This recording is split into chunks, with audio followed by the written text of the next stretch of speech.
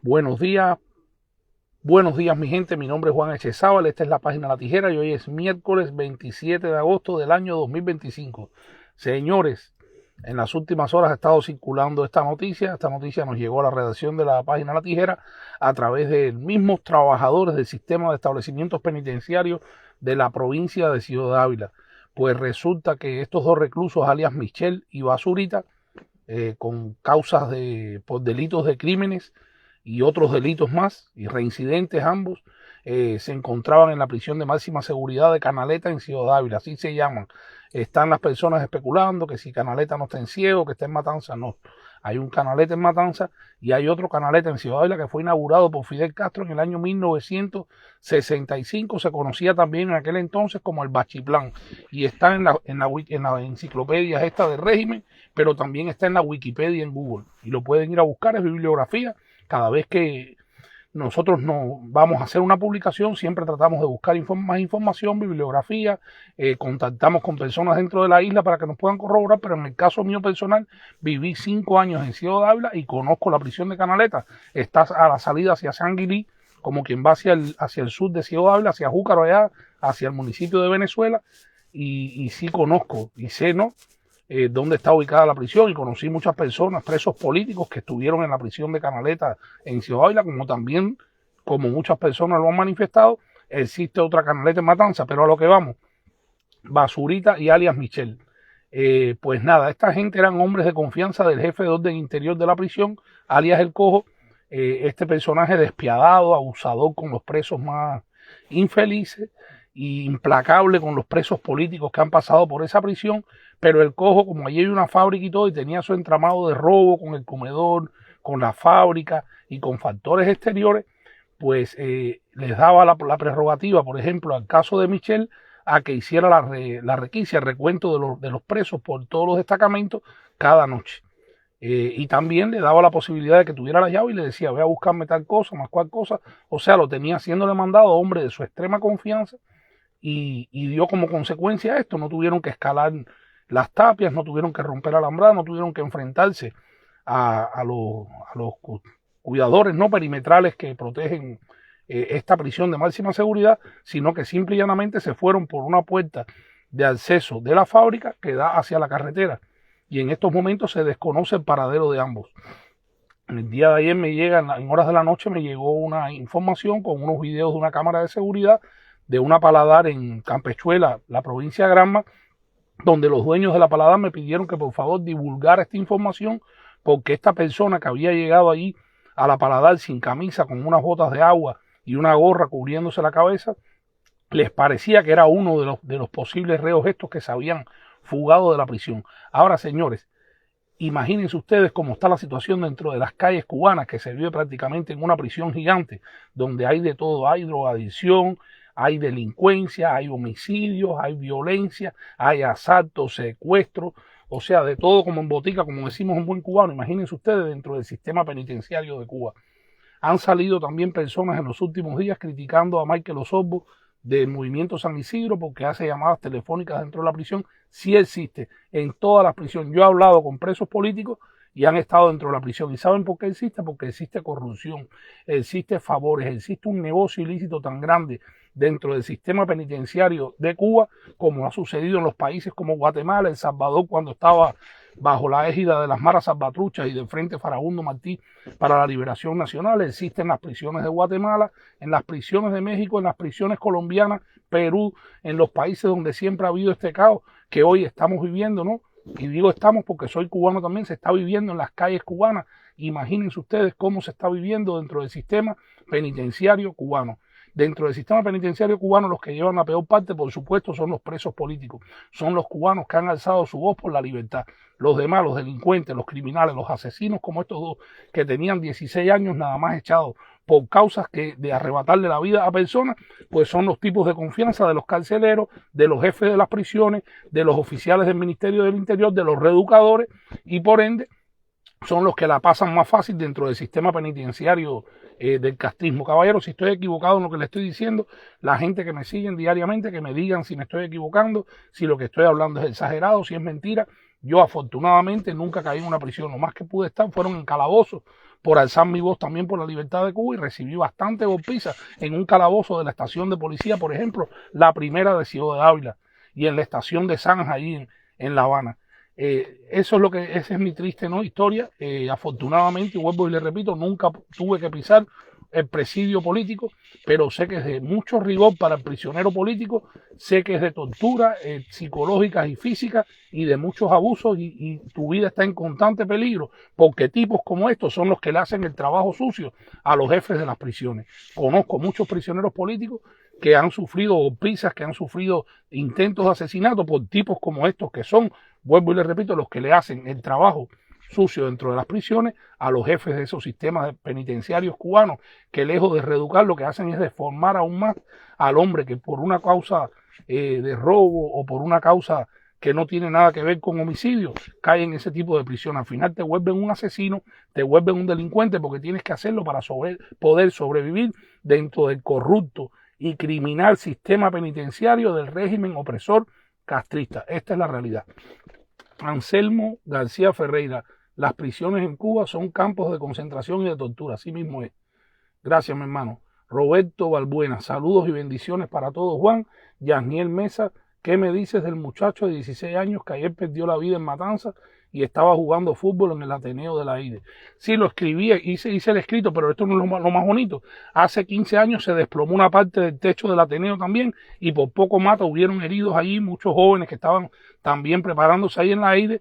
Y sí, no, y la prensa oficialista prácticamente no habla de estas cosas o trata de justificarlo. No, le dimos la atención requerida y fueron las autoridades provinciales ahí, estuvieron con los familiares.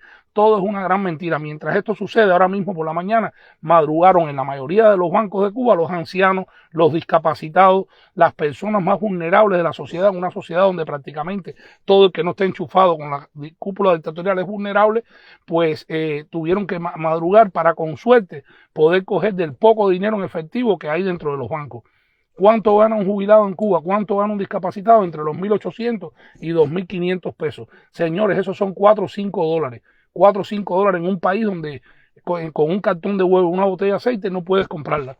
Puedes comprar una de las dos cosas porque no te da ese dinero para poder adquirir. Imagínense ustedes cómo viven los ancianos en Cuba, cómo viven las personas discapacitadas, cómo vive el que tiene postrado en una cama un niño con una discapacidad, a un anciano enfermo.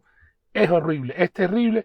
Y mientras esto sucede, pues en ese mismo Granma y en ese mismo Bayamo, donde los ancianos y los discapacitados madrugaron para con un poco de suerte poder recibir la porquería de pensión que el régimen opresor castrista les ofrece, estaba hace unas horas nada más el dictador designado de Cuba, Miguel Díaz-Canel Bermúdez, y la primera secretaria, Yudelki, Roberki, Rabielki, no me acuerdo ya ni cómo se llama, pues simple y llanamente escribe en sus redes sociales que fue un día mágico. ¿Saben por qué fue un día mágico?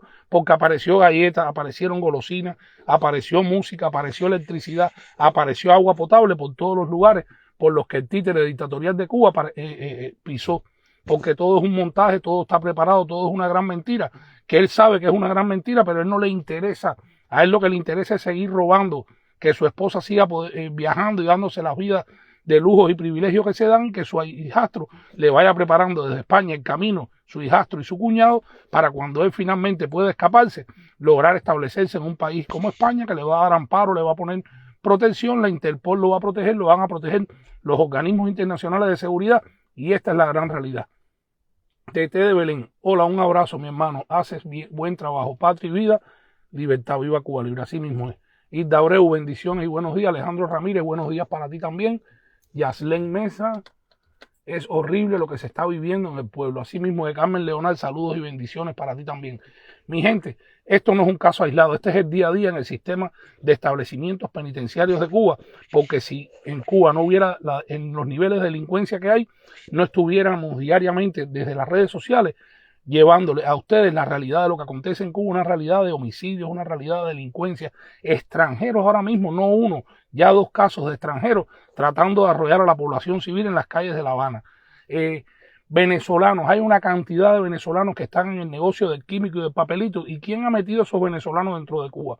¿Será acaso el Cangrejo, el nieto de Raúl Castro, que según comentan y es un grito a voces en todas las calles cubanas, es el que está manejando este tráfico de de estupefacientes dentro de las calles cubanas, sobre todo en la capital de provincia, en Santiago, en las ciudades más grandes del país.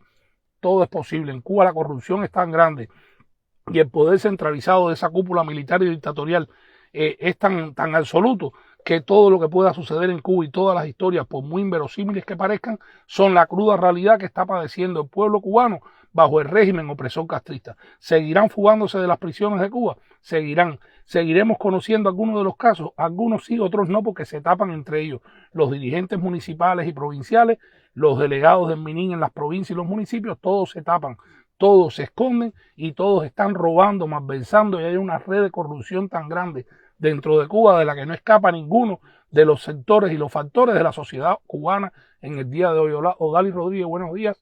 Qué tristeza tenemos los cubanos. No se puede seguir aguantando esto. Pues nada, yo sé que no se puede seguir aguantando, pero entonces los que desde Tierra de Libertad alzamos nuestra voz por ustedes y diariamente les decimos que no hay que hay un solo camino para terminar con toda la agonía del pueblo cubano, y es desde San Antonio hasta Maicí todos los cubanos pidiendo el fin de la tiranía opresora castrista, nos tildan de que estamos empujando. Yo no empujo a nadie, señores. Yo hace 20 años vivo en libertad. Yo debería estar disfrutando de mi familia. Por ejemplo, ayer yo estuve hasta horas tarde de la madrugada con uno de mis hijos enfermos en el hospital, y sin embargo ahora mismo cansado, sin poder levantarme, con mi preocupación de poder llevarle a todo el mundo la realidad de lo que acontece en Cuba, estoy aquí frente a ustedes, cansado, con sueño, con 4 horas nada más de dormir, una persona enferma con 54 años que ya debería estar disfrutando de la libertad, que es un privilegio, y un privilegio que me gané alzando mi voz por la libertad de Cuba, cuando en Cuba mi propia familia, mis conocidos y las personas más allegadas me criticaban y me decían, cállate que te vas a buscar problemas.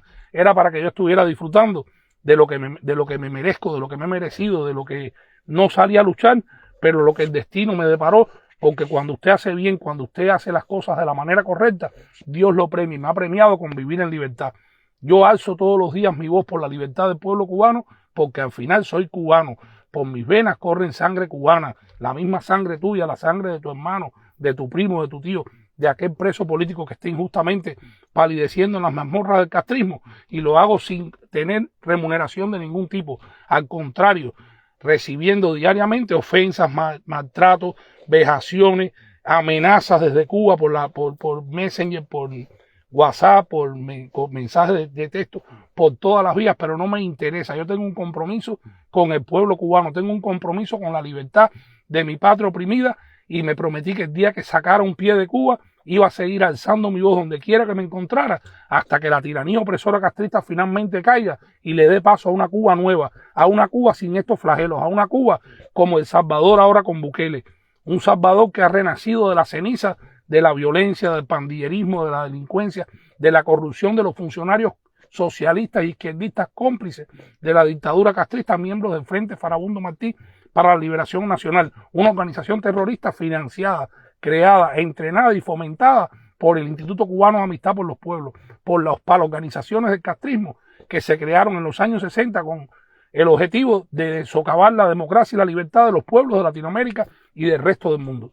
Por eso seguiré alzando mi voz. Joeli, bendiciones para ti también. Sandra Arias, asimismo de Bárbara López, buenos días y bendiciones, mi gente. Por eso seguiré alzando la voz por el pueblo cubano, por la libertad, por el fin de la tiranía opresora castrista, por la libertad de los presos políticos, porque finalmente Cuba, como siempre les digo, pueda renacer de sus cenizas y lo haga como lo soñó Martí, con todos y para el bien de todos, menos con los comunistas, los castristas y los cómplices de esa tiranía opresora, que son un buchito así y tendrán que responder ante tribunales internacionales por sus crímenes de lesa humanidad contra la mayoría de nosotros, el pueblo cubano. Yo les deseo una linda jornada de miércoles, muchísimas bendiciones. Desde La Tijera seguiremos alzando nuestra voz por Cuba y por su libertad y por nuestro pueblo oprimido. Les deseo una linda jornada. Mi nombre es Juan Echezábal y esta es La Tijera. Dios me los bendiga.